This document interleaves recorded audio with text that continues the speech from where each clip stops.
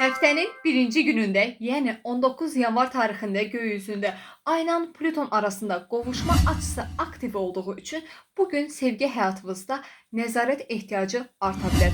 Sevgi həyatınızda ani yaxınlaşmalar yaşaya bilərsiniz. Takıntılı düşüncələr, qısqanclıq və ya gizlədilmiş əsəbi duyğular bu gün ortaya çıxa bilər. Diqqətli olmağa çalışın.